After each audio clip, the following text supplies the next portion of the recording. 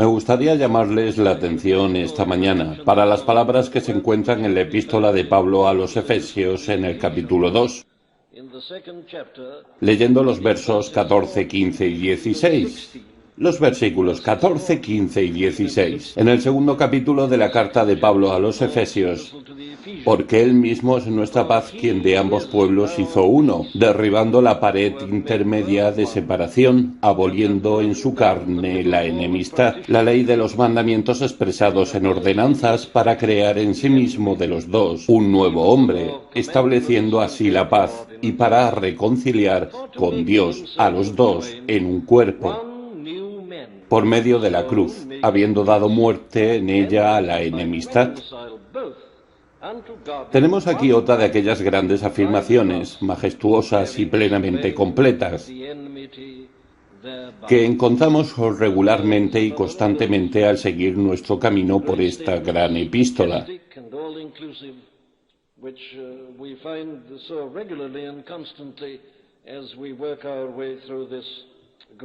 Ella es parte, naturalmente, del párrafo entero que empieza en el versículo 11 y que sigue hasta el tercer capítulo.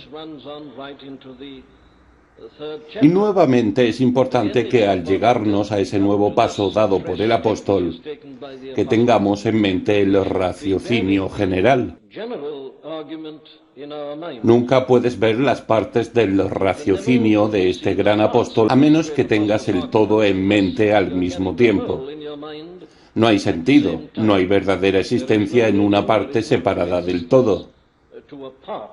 Y por lo tanto, yo digo, vamos a refrescar nuestra memoria. El apóstol está demostrando la gran excelencia del poder de Dios para nosotros que creemos.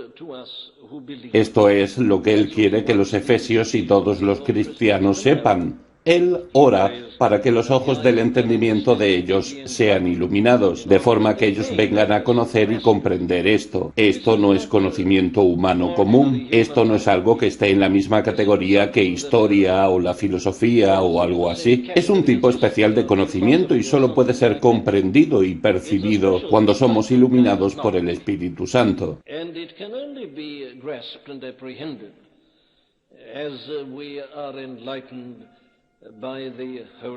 Entonces el apóstol obviamente tiene que empezar por esa oración para un hombre cuya mente no está iluminada por el Espíritu Santo. Todo este argumento es completamente irrelevante y esta es la posición del mundo esta mañana. Esta es la actitud de todos los que no son cristianos. Ellos dicen que quieren algo práctico, algo relevante. Simplemente es claro por causa de su ceguera, ya que si tuvieran ojos para ver, ellos verían que solamente esto es relevante, como debemos ver nuevamente esta mañana. Pero el apóstol oró de esta forma y él desea que ellos conozcan, en particular, la suprema excelencia del poder de Dios para con nosotros, los que creemos. Y él demuestra eso. ¿Te acuerdas? De dos modos principales. Lo extraordinario es que estos efesios, que eran gentiles y paganos, eran ahora miembros de la iglesia cristiana. Este es el hecho sorprendente. Y Pablo dice que hay solo una explicación para eso. Esto es el poder de Dios demostrado, puesto en operación. Esto es lo que cuenta para ustedes y nada menos. Y él desarrolla el tema en dos maneras. Primero, ellos estaban muertos en delitos y pecados, y nada puede levantar los muertos sino el poder del Creador. Es solamente Dios quien puede resucitar los muertos, y Él resucitó estas personas de la muerte espiritual con Cristo, para novedad de vida. Ellos están de hecho sentados con Él en los lugares celestiales. El primer obstáculo que tuvo que ser vencido, por lo tanto, para que ellos se hicieran cristianos era su muerte espiritual, pero él dice que hay un segundo punto, y este es, naturalmente, esta división del mundo antiguo entre judíos y gentiles. Y antes de personas como estos efesios, que eran gentiles y paganos, pudieron hacerse miembros de la Iglesia. De una manera u otra, Dios tendría que lidiar con esta división radical. Y lo que el apóstol está tratando aquí en estos versículos, empezando en el versículo 11, es cómo Dios hizo eso. Ahora, ya vimos que Él pone esto de forma general en los versículos que ya consideramos. La declaración general es que ellos eran en tiempos pasados gentiles en la carne. Ellos estaban sin Cristo, excluidos de la comunidad de Israel y extraños a los pactos de la promesa, no teniendo esperanza y sin Dios en el mundo. Pero ahora en Cristo Jesús, vosotros que estabais lejos habéis sido acercados.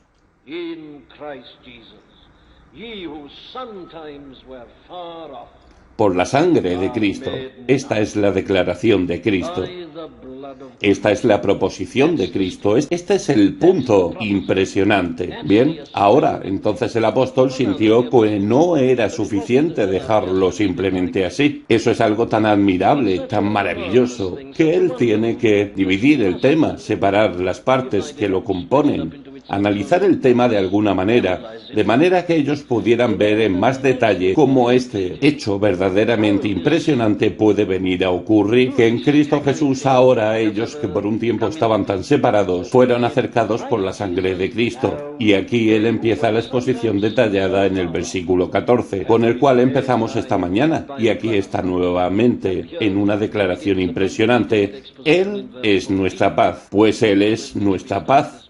Él, pues, haciendo la conexión con lo que había sido dicho anteriormente. Él está desarrollando el argumento, él está continuando el tema. Él irá a dividir el tema como yo dije, pues Él es nuestra paz. Por cuya sangre hemos sido acercados. Él es nuestra paz. Ahora, esta es una de las más gloriosas declaraciones que ya fue hecha sobre el Señor Jesucristo en cualquier lugar. Yo pienso que ustedes estarán de acuerdo. De todos los términos y títulos aplicados a Él, no hay ninguno más maravilloso que este. Él es nuestra paz. Ahora, este concepto es usado muy frecuentemente en la Biblia, en el Antiguo Testamento y en el Nuevo Testamento, con relación a este problema de la salvación.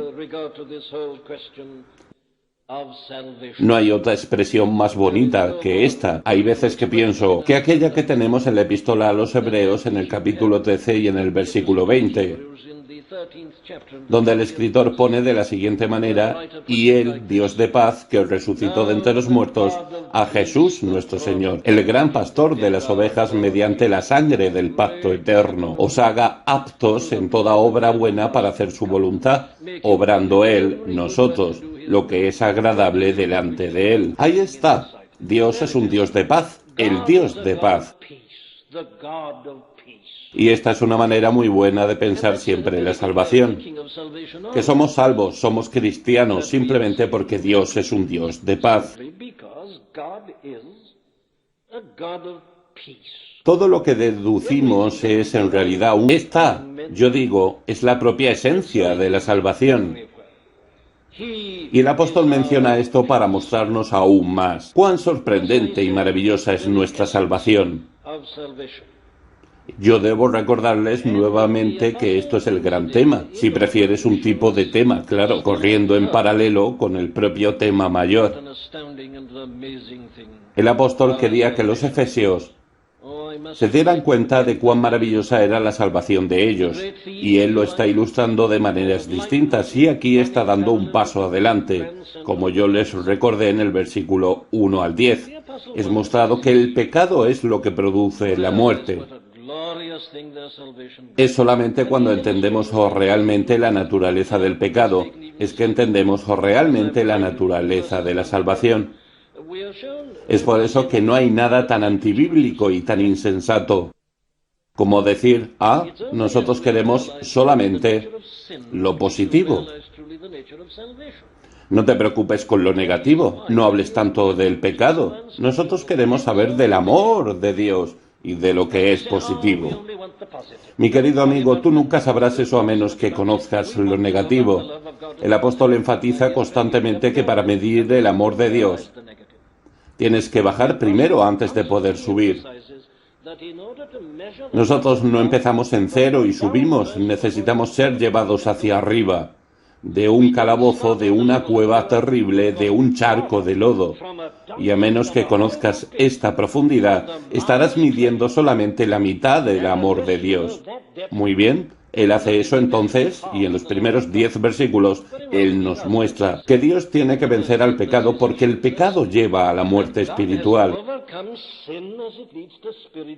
Entonces, habiendo hecho esto, Él sigue. ¿Te recuerdas? Para mostrar cómo el pecado siempre lleva a la separación. La separación entre judíos y gentiles, que son llamados de incircuncisión, porque aquello que es llamado de circuncisión en la carne hecha por manos, separación, extraños con relación, a separados de la comunidad de Israel y extraños a los pactos de la promesa. El pecado causa separación, entonces, entre hombre y hombre. Pero Él dice aquí en este versículo que estamos analizando, Él va más allá de eso. El pecado no para en la separación de hombres.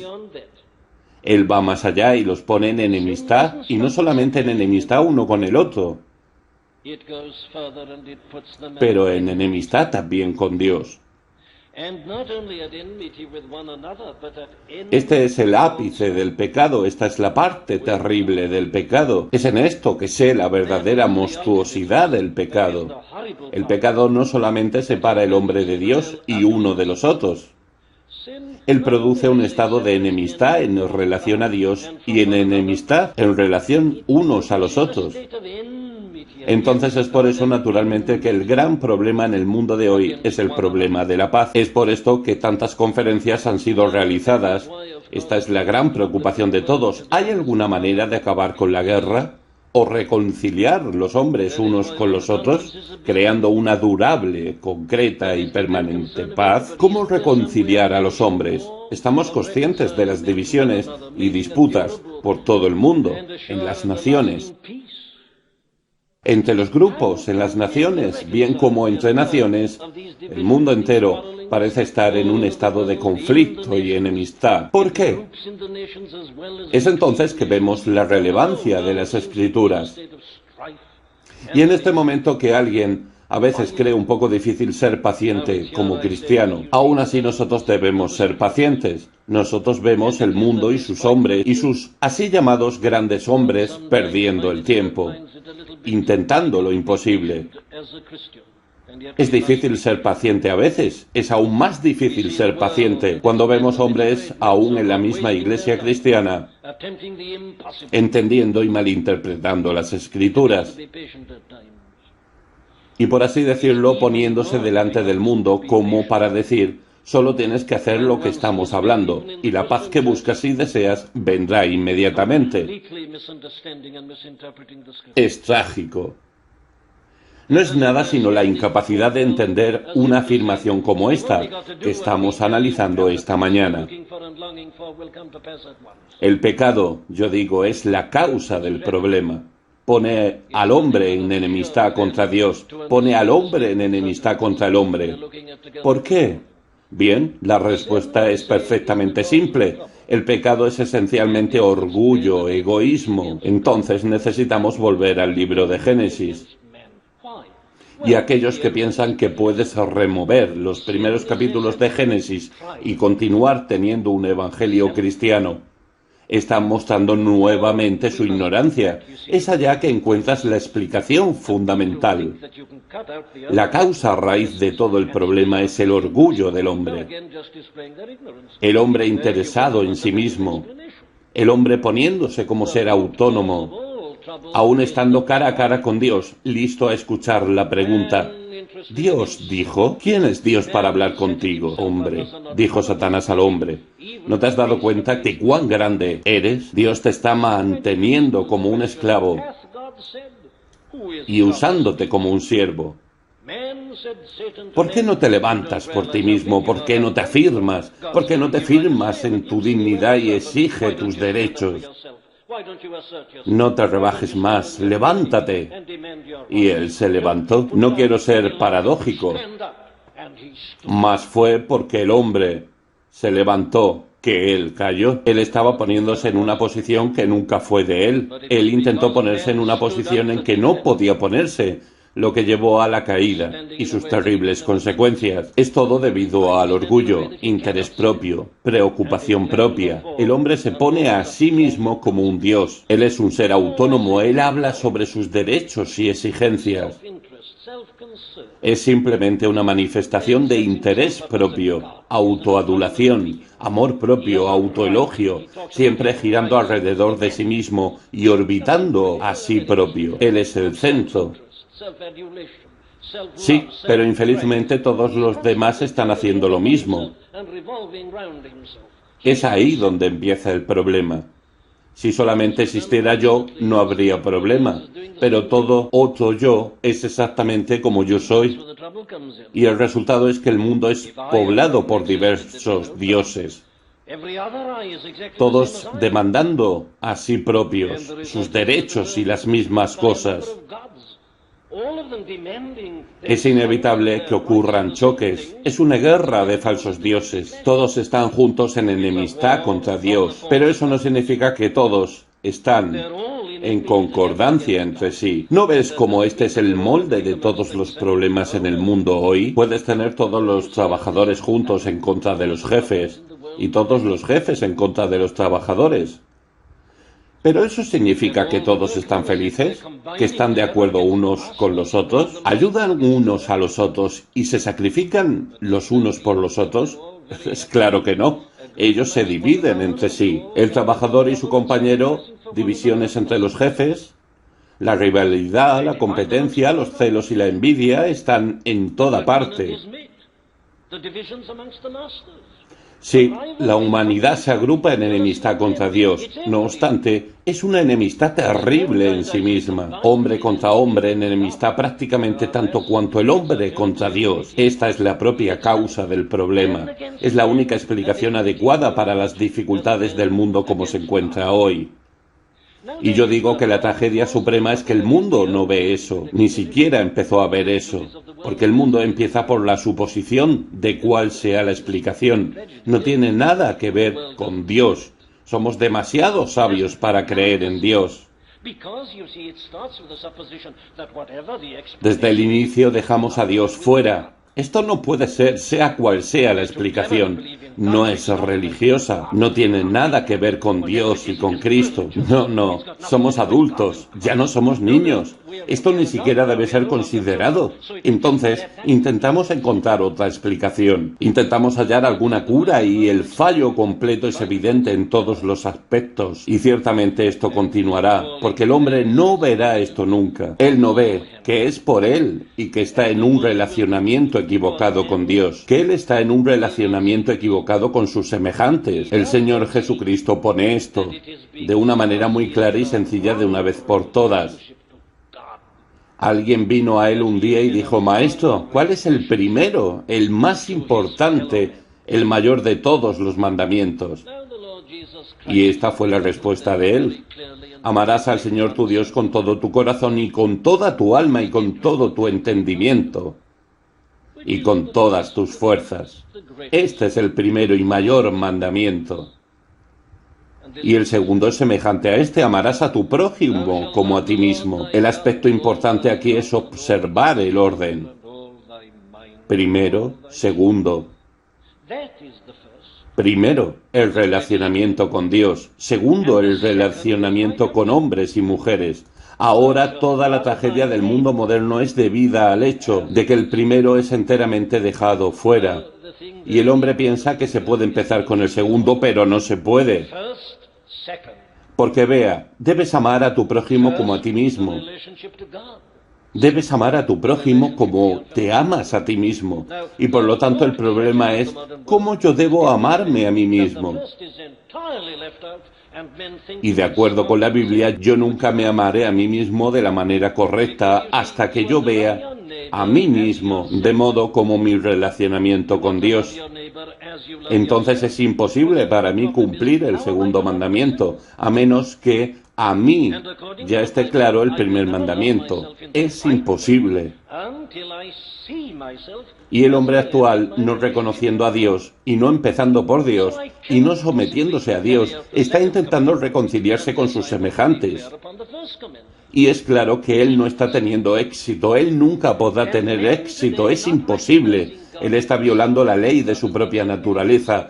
Él fue creado por Dios y él fue creado para Dios. Él no se ve a sí mismo verdaderamente, él no ve a nadie verdaderamente. hasta que él se vea a sí mismo y a todos los demás a la luz de la ley de Dios,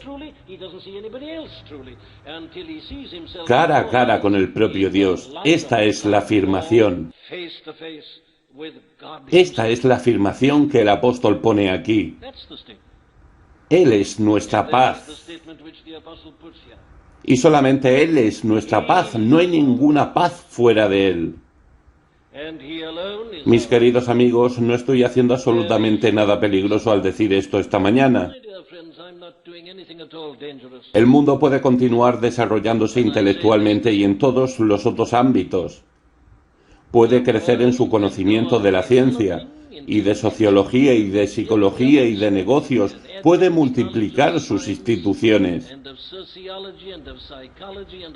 Puede entrenarnos al respecto de esto y aquello y de aquello otro, pero todo esto llevará absolutamente nada, porque el problema nunca podrá ser resuelto, excepto en nuestro Señor y Salvador, Jesucristo. The problem can never be solved except in our Lord and Savior Jesus